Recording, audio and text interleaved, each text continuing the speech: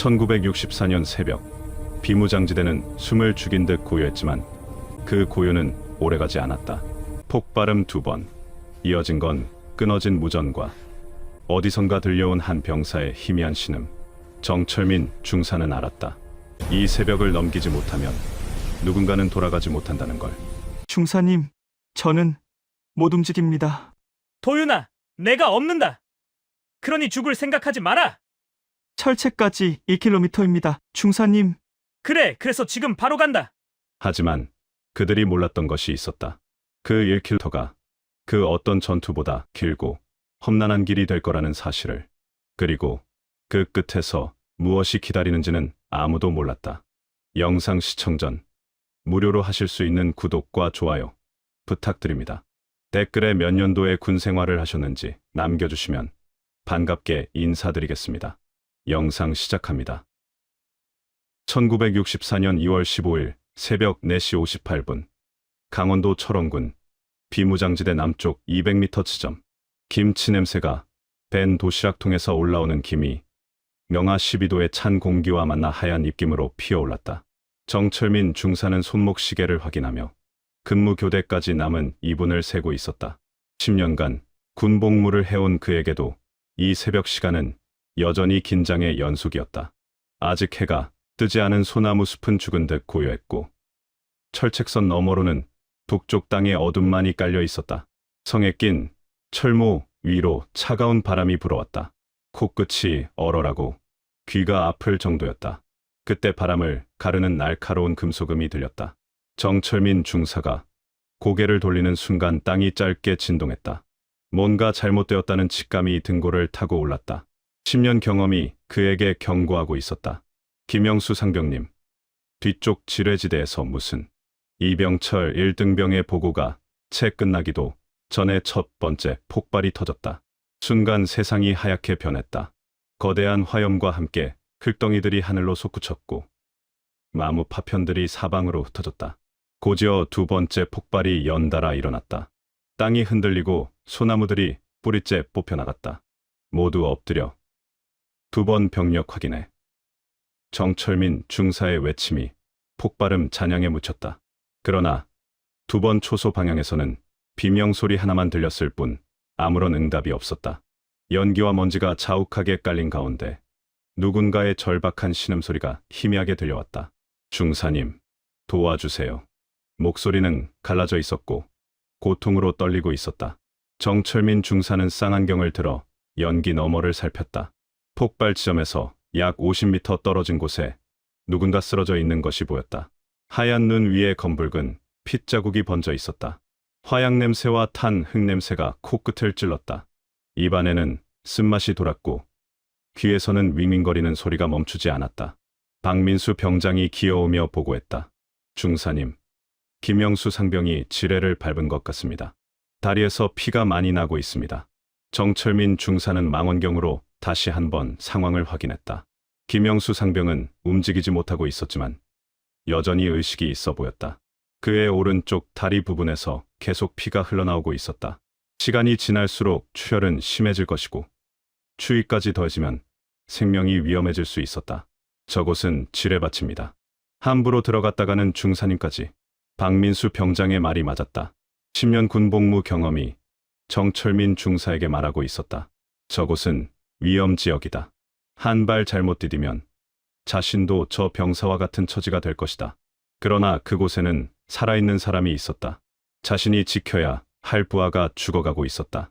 정철민 중사는 헬멧을 단단히 눌러쓰고 소총을 등에 맸다. 허리춤에 찬 수류탄과 응급처치용 붕대를 확인했다. 중사님, 위험합니다. 본부에 연락해서 구조대를. 아니다. 그때까지 기다릴 시간이 없다. 정철민 중사는 철책을 향해 달려갔다. 철조망을 하나씩 조심스럽게 헤치며 넘어갔다. 가시가 군복을 찢고 손등을 긁었지만 신경 쓸 겨를이 없었다. 사고 지점으로 뛰어가기 시작했다. 발밑에 눈이 바스락거리고 차가운 공기가 폐를 찔렀다. 그의 오른손에는 단 하나의 판단만 남아 있었다. 살아있다면 반드시 데리고 나온다. 어떤 상황이 와도 포기하지 않는다.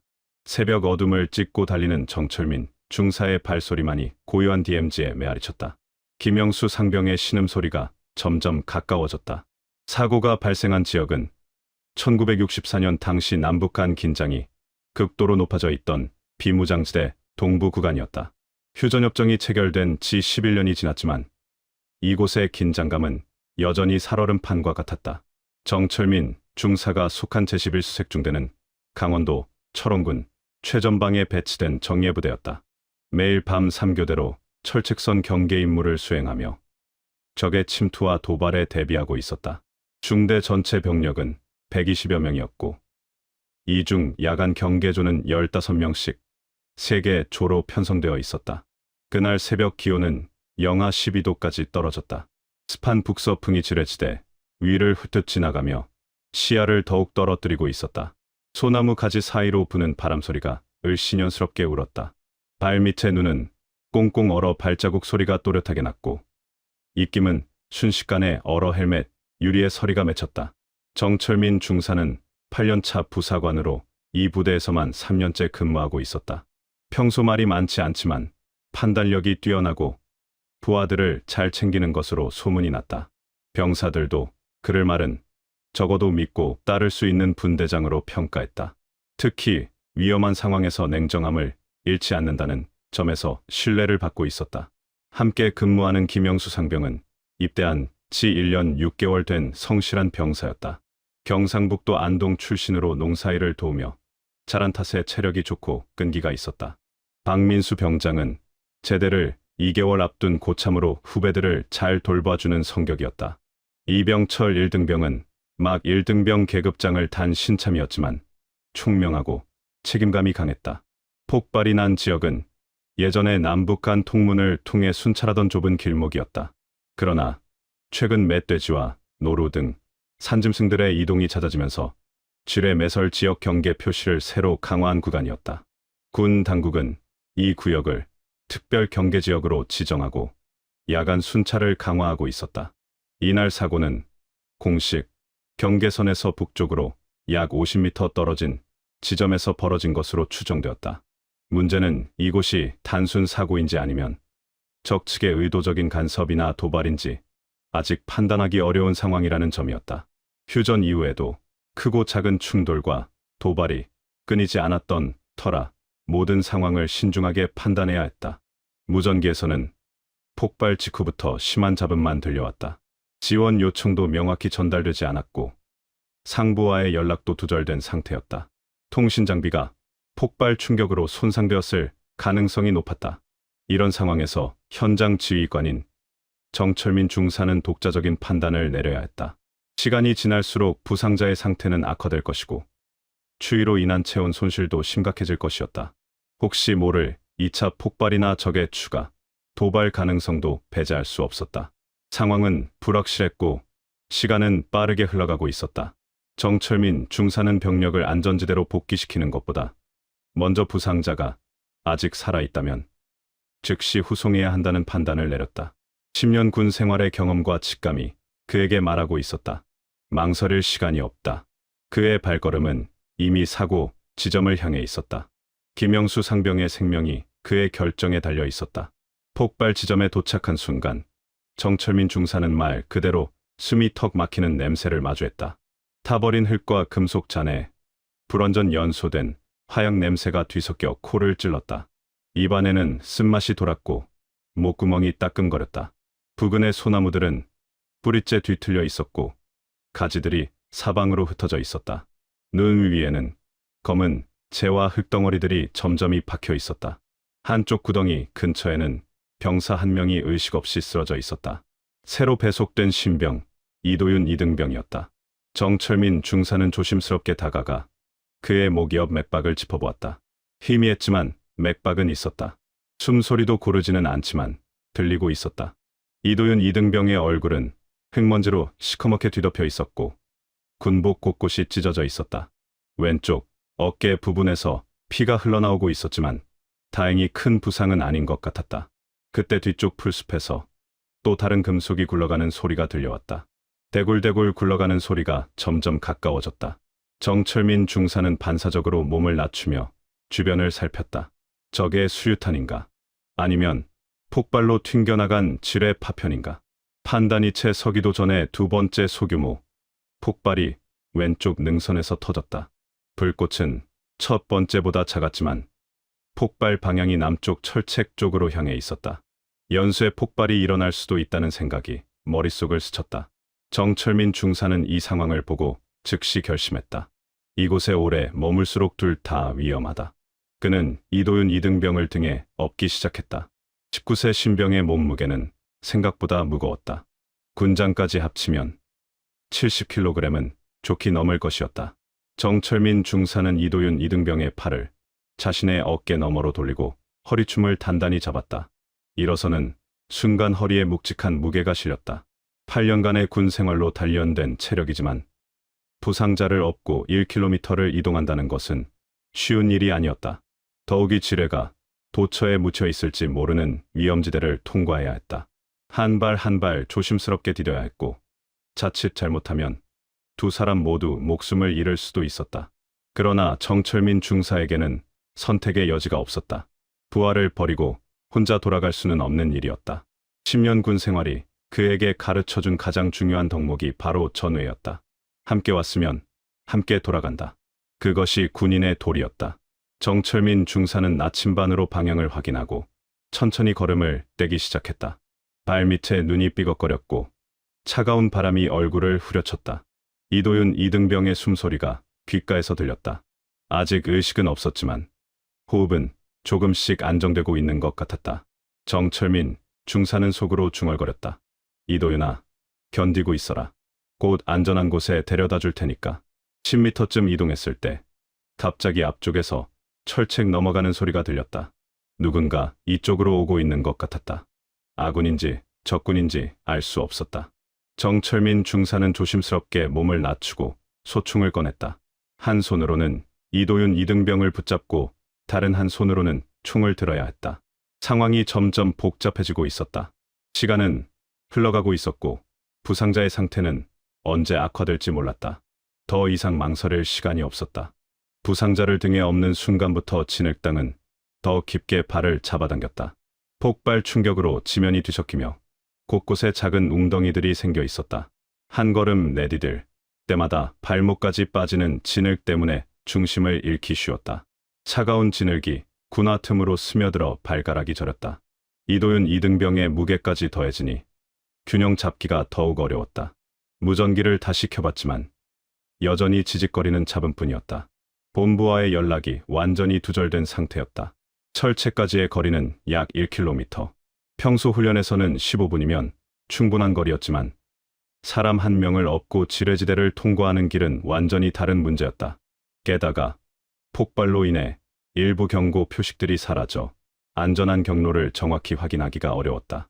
빨간 깃발로 표시되어 있던 위험지역 경계선이 폭발 바람에 날아가 버렸다. 나무에 새겨진 위험 표시도 파편에 가려져 읽기 힘들었다. 정철민 중사는 기억에 의존의 경로를 찾아야 했다. 3년간 이 구역을 순찰하며 익힌 지형 지물들을 떠올렸다. 저쪽 소나무 두 그루 사이로 지나가면 비교적 안전할 것이다. 그러나 확신할 수는 없었다. 10분쯤 이동했을 때 갑작스럽게 안개가 끼기 시작했다. 차가운 공기와 따뜻한 지면이 만나며 생긴 복사무늬 안개였다.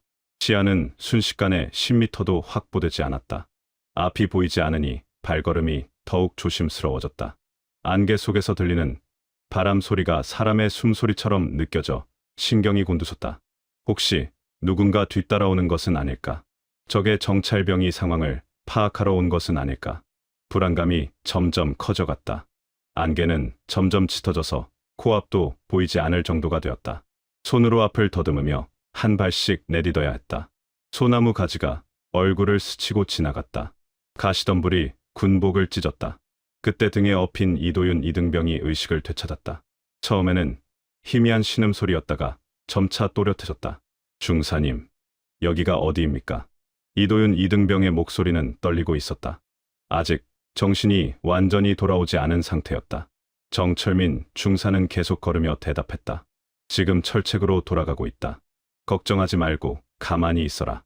이도윤 이등병은 자신의 상황을 파악하기 시작했다. 자신이 중사의 등에 엎여 있다는 것을 깨달았다. 중사님, 저 때문에 저를 버리고 가십시오. 저 하나 때문에 중사님까지 위험해지면 안 됩니다. 목소리에는 자책감과 미안함이 가득했다. 19세 신병에게 이 상황은 너무나 무거운 짐이었다. 정철민 중사는 짧게 대답했다. 도윤아, 지금은 말하지 마라. 나가서 얘기하자. 힘을 아껴둬야 한다. 하지만 마음속으로 그는 알고 있었다. 지금 가장 빠르게 움직이지 않으면 둘 다 돌아가지 못할 수도 있다는 것을. 시간이 지날수록 이도윤 이등병의 상태가 악화될 가능성이 높았다. 출혈이 계속되고 있었고 체온도 떨어지고 있었다. 안개 때문에 이동 속도는 더욱 느려졌다. 발걸음을 재촉하려 해도 지뢰의 위험 때문에 함부로 빠르게 움직일 수가 없었다. 정철민 중사는 이를 악물고 계속 전진했다. 등에서 흘러내리는 땀이 등골을 타고 내려갔다. 숨이 거칠어지고 다리가 후들거리기 시작했다. 그래도 멈출 수는 없었다. 부하의 생명이 자신의 어깨에 달려 있었다. 10년 군 생활의 모든 경험과 체력을 쏟아 부어야 하는 순간이었다. 철책까지 이어지는 비탈길은 폭발 충격으로 느슨해져 곳곳에서 흙이 흘러내렸다. 정철민 중사의 발목은 계속 진흙에 잠겼고 신발 속은 축축한 흙물로 가득 찼다. 발걸음을 뗄 때마다 쩍쩍 소리가 났다. 진흙이 군화 밑창에 두껍게 달라붙어 발이 무거워졌다. 안개는 마치 살갗에 달라붙듯 차갑게 내려앉았고 숨을 들이쉬면 흙먼지와 화약 잔여물이 목에 걸렸다. 기침이 나오려 했지만 억지로 참았다. 소음을 내면 안 되는 상황이었다. 부상병을 업은 오른쪽 어깨는 점점 저려왔다. 처음에는 묵직한 느낌이었는데 이제는 날카로운 통증으로 바뀌었다. 어깨뼈가 부러질 것 같았다. 이도윤 이등병의 체온은 빠르게 떨어지고 있었다. 등에 닿은 그의 몸에서 열기가 사라져가고 있었다. 옷이 땀과 피로 젖어 차가워졌다. 잠시 쉬고 싶다는 생각이 스쳐갔다. 5분만이라도 숨을 돌리고 싶었다. 허리가 끊어질 것 같고 다리가 후들거렸다. 그런데 멀리서 들려오는 금속음 하나에 정신이 번쩍 들었다. 철컹철컹 하는 소리였다. 혹시 북측 병력이 움직이는 건가?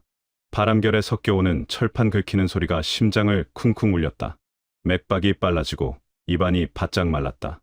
어둠과 안개 속에서 무엇이 움직이는지 전혀 보이지 않았다. 불안감이 극도로 증폭되었다. 소총을 꺼내고 싶었지만 부상병을 붙잡고 있어야 해서 손을 뺄 수가 없었다. 무력감이 밀려왔다. 그때 등에 엎인 이도윤 이등병이 다시 힘겹게 말했다. 중사님, 혹시 저 못 돌아가면 가족들에게. 목소리가 점점 약해지고 있었다. 의식이 또 흐려지는 것 같았다. 정철민 중사는 허리를 더 굽혀 그를 끌어올리며 단호하게 말했다. 내가 업었으면 끝까지 간다. 걱정하지 마라. 그 말은 누군가를 안심시키기 위함이 아니라 자기 자신에게 내리는 명령 같았다. 10년 군 생활 동안 수많은 훈련과 작전을 겪어왔지만 이런 상황은 처음이었다. 생사가 걸린 실전이었다. 실수는 곧 죽음을 의미했다. 비탈길을 내려가면서 발밑에 돌들이 굴러떨어졌다. 돌덩이들이 굴러가며 내는 소리가 적에게 자신들의 위치를 알려줄까봐 불안했다. 한 걸음 한 걸음이 조심스러웠다. 무릎이 떨렸다. 체력이 한계에 다다르고 있었다. 평소 훈련으로 단련된 몸이지만 70kg이 넘는 무게를 업고 1km를 이동하는 것은 쉬운 일이 아니었다. 더군다나 지뢰밭을 조심스럽게 통과해야 하는 상황에서는 더욱 어려웠다. 등에서 흘러내리는 땀이 눈에 들어가 따가웠다. 시야가 흐려졌다. 손등으로 눈을 닦으려 했지만 이도윤 이등병을 놓칠까봐 참았다. 입술이 바짝 말라 갈라졌다. 목이 타는 것 같았다. 그럼에도 불구하고 정철민 중사는 걸음을 멈추지 않았다. 부하를 구하는 것이 자신의 임무였다. 군인의 사명이었다. 포기할 수 없었다. 안개가 점점 짙어져 앞이 거의 보이지 않았다. 나침반을 확인하며 방향을 잡았다. 남남서쪽으로 계속하면 철책이 나올 것이다. 발밑에서 딱딱한 것이 느껴졌다. 돌인지 지뢰인지 알 수 없어서 조심스럽게 피해서 갔다. 온몸에 식은땀이 흘렀다. 두려움과 긴장감이 극에 달했다. 이도윤 이등병의 숨소리가 점점 약해지고 있었다. 시간이 얼마 남지 않은 것 같았다. 서둘러야 했지만 함부로 움직일 수도 없는 딜레마였다.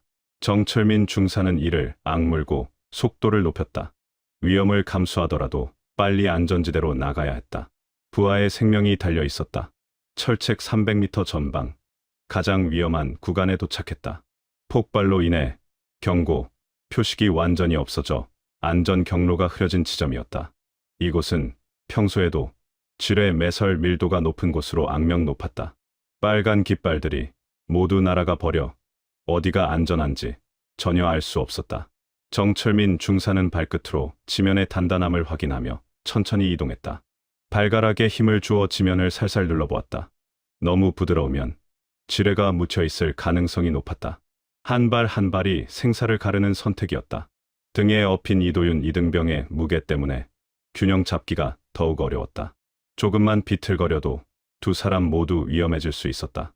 그러다 발 아래에서 툭 하는 미세한 금속 소리가 들렸다. 정철민 중사는 즉시 몸을 굳혔다. 심장이 멎는 것 같았다. 지뢰일 가능성이 컸다. 발을 올렸다가는 폭발할 수도 있는 상황이었다.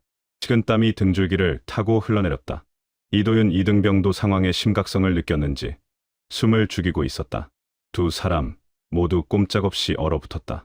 10년 군 생활 중 이런 절망적인 순간은 없었다. 움직일 수도 없고 그대로 있을 수도 없는 진퇴양난의 상황이었다. 그런데 다음 순간 바람을 타고 희미한 소리 하나가 들려왔다. 중사님, 여기입니다. 이쪽으로 오십시오. 동료 박민수 병장의 목소리였다. 철책 근처에서 손전등을 흔들고 있는 모습이 안개 너머로 희미하게 보였다. 박민수 병장과 김철호 상병이 야간 정찰로 우연히 위치를 이동하고 있었다.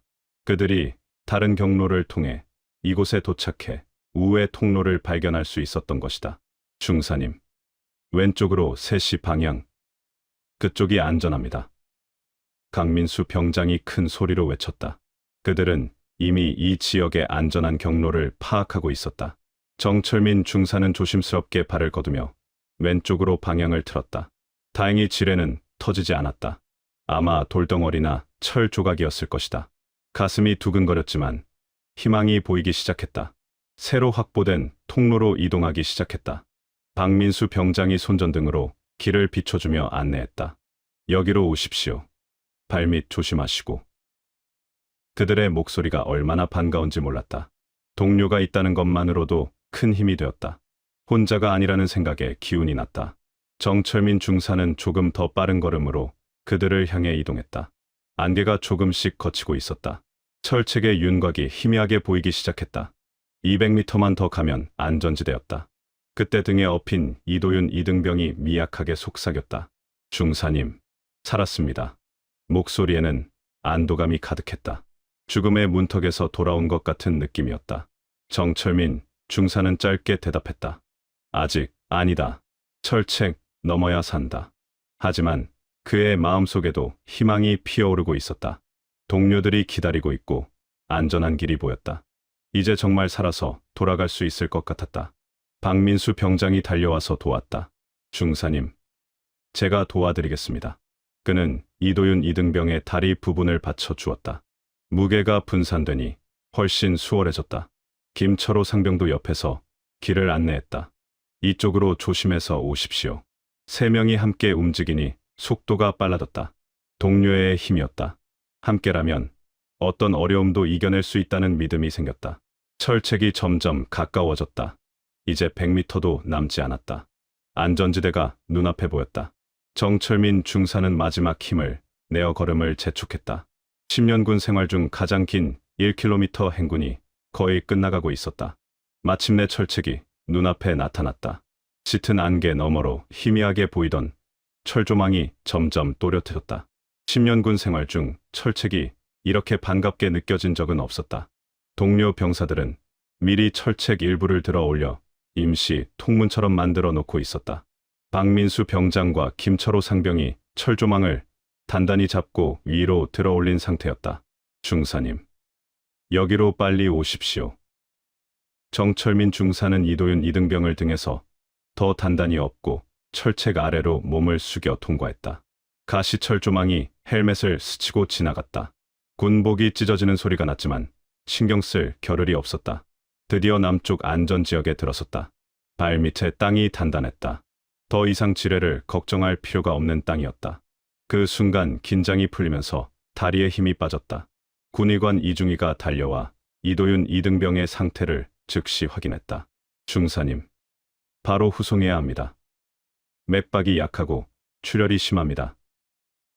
의무병들이 들 것을 준비하는 동안 정철민 중사는 조심스럽게 이도윤 이등병을 들것 위에 내려놓았다. 등에서 무게가 사라지자 어깨가 욱신거렸다.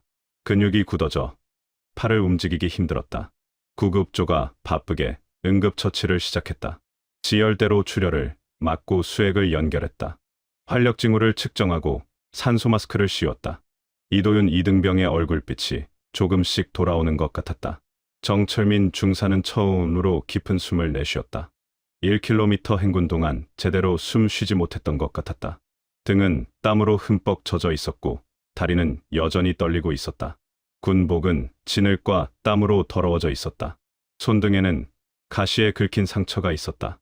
하지만 그는 아무 말도 하지 않았다. 그저 조용히 서서 의무병들의 응급처치를 지켜봤다. 박민수 병장이 다가와서 말했다. 중사님, 정말 대단하십니다. 1km를 혼자서. 정철민 중사는 손을 저으며 대답했다. 혼자가 아니야. 너희가 있어서 가능했던 일이다. 그때 들것에 누워있던 이도윤 이등병이 희미한 목소리로 속삭였다.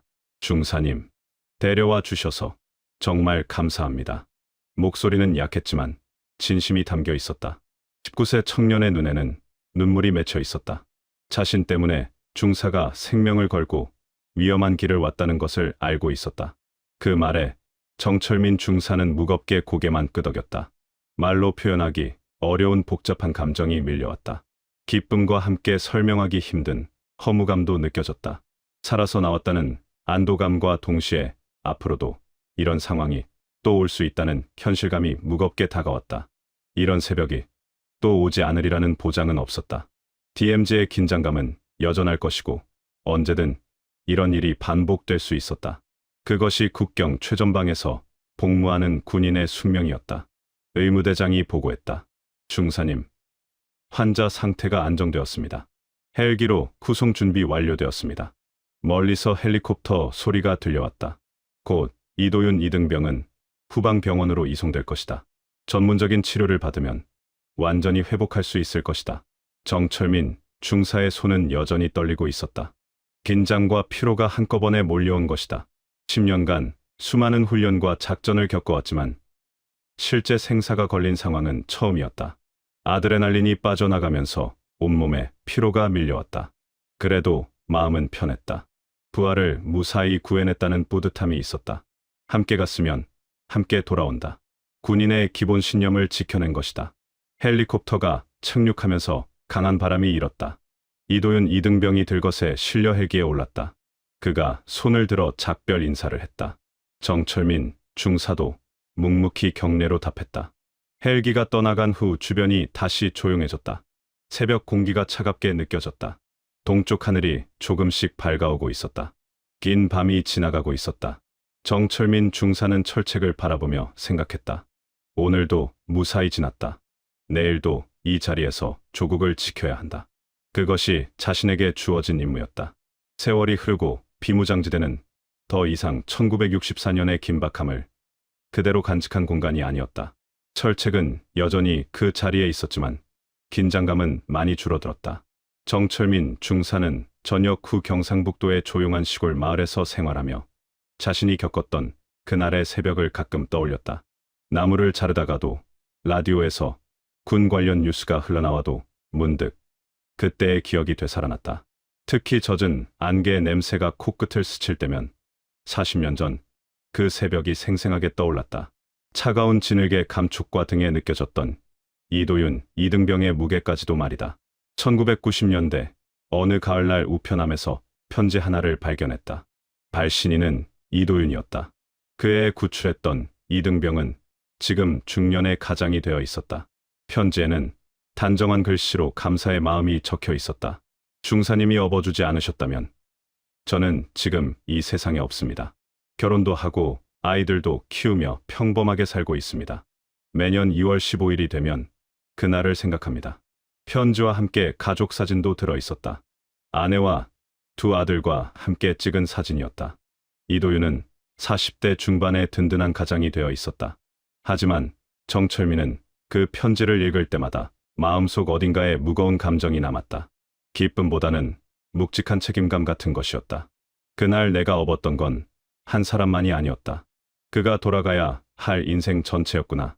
한 사람의 인생에는 그가 사랑할 사람들과 사랑받을 사람들이 모두 포함되어 있었다. 그것을 구한 것이었다. 시간이 흐를수록 정철민은 깨달았다. 그날의 선택은 영웅적인 행동이 아니라 그저 사람이 사람을 포기하지 않으려 했던 작은 의지의 결과였다는 것을. 특별한 용기가 아니라 당연한 도리를 한 것뿐이었다. 함께 갔으면 함께 돌아온다. 그것이 군인의 기본이었다. 2000년대 들어 이도윤이 직접 찾아왔다. 머리가 반백이 된 그는 여전히 그날의 고마움을 잊지 않고 있었다. 아버지 정철민은 그를 집으로 초대해 소박한 저녁을 대접했다. 두 사람은 그날 밤 오랫동안 이야기를 나누었다. 40년 전 그 새벽에 대해서, 그리고 지나온 세월에 대해서 말이다. 이도윤이 돌아간 후 정철민은 마루에 앉아 별을 바라보며 생각했다. 인생이란 참으로 신기한 것이다. 한순간의 선택이 이렇게 오랫동안 의미를 가질 줄은 몰랐다. 그 후로도 정철민은 평범한 일상을 살아갔다. 논밭을 돌보고 손자를 돌보며 조용히 지냈다. 하지만 가끔 마을 사람들이나 손자가 물어볼 때면 그날의 이야기를 들려주었다. 과장하지 않고 담담하게 사실 그대로 말했다. 2010년 어느 겨울날 초등학생인 손자 민준이가 물었다. 할아버지는 왜 그 아저씨를 업고 갔어요? 혼자 도망가면 안 되었나요? 정철민은 손자를 무릎에 앉히고 말했다. 민준아, 사람은 혼자 살 수 없단다. 누군가 도움이 필요할 때 외면하면 안 되는 거야. 특히 함께 일하는 사람이라면 더욱 그렇지. 손자는 고개를 끄덕이며 들었다. 할아버지, 그럼 무서웠어요. 물론 무서웠지. 하지만 더 무서운 건 동료를 버리고 오는 거였단다. 그건 평생 가슴에 남을 테니까. 정철민은 언젠가 손자에게 그 이야기의 진짜 의미를 이렇게 설명했다. 전쟁이든 사고든 누군가의 생명은 숫자가 아니다. 한 사람 한 사람이 모두 소중한 존재야. 그래서 기록해야 한다. 잊히지 않도록 말이다. 그날의 경험은 단순한 구조작전이 아니었다. 사람이 사람다워지는 순간에 대한 기록이었다. 극한 상황에서도 동료를 포기하지 않는 마음, 그것이 진짜 용기라는 것을 보여준 사건이었다. 2020년 정철민이 세상을 떠날 때 이도윤은 맨 앞에서 조문했다. 그의 눈에는 여전히 40년 전의 감사함이 남아 있었다. 그리고 그는 정철민의 손자들에게 말했다. 할아버지는 진짜 군인이셨습니다. 그런 분들 때문에 우리가 지금 이렇게 평화롭게 살 수 있는 거예요. 오늘 영상이 좋으셨다면 구독, 좋아요, 알림 설정 부탁드립니다. 감사합니다.